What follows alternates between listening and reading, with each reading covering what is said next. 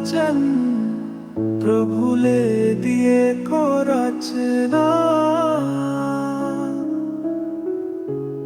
आहा कति मिठो वचन प्रभुले दिएको रचना। जब म वचन पढ्दछु झन् ठुलो इच्छा बढ्द। जब म वचन सुन्दछु तब मन खुसीले बढ्दछ।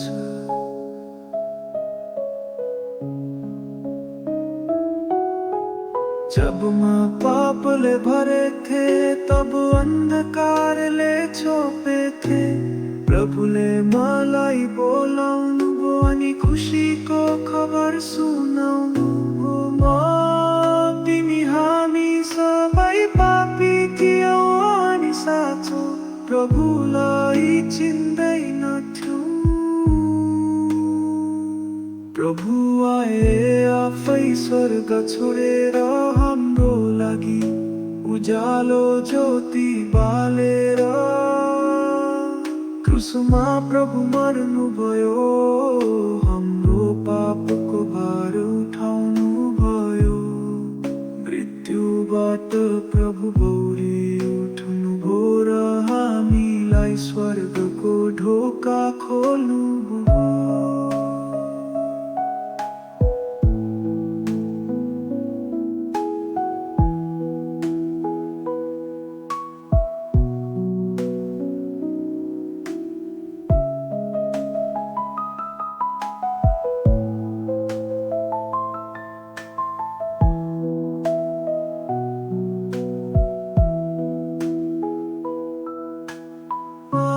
दाजु भाइ दिदी बहिनी प्रभुको मिठो वचन पढ्न।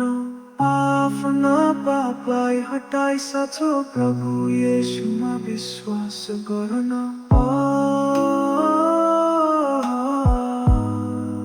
अति मिठो वचन प्रभुले दिएको रचना।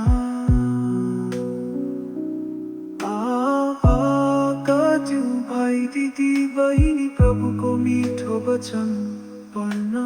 आफ्ना पापलाई हटाई साँचो प्रभु येशूमा विश्वास गर्न।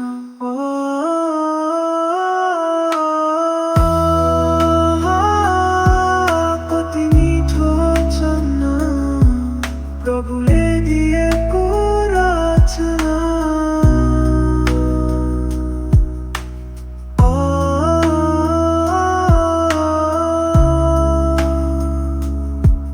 कति मिठो वचन प्रभुले दिएको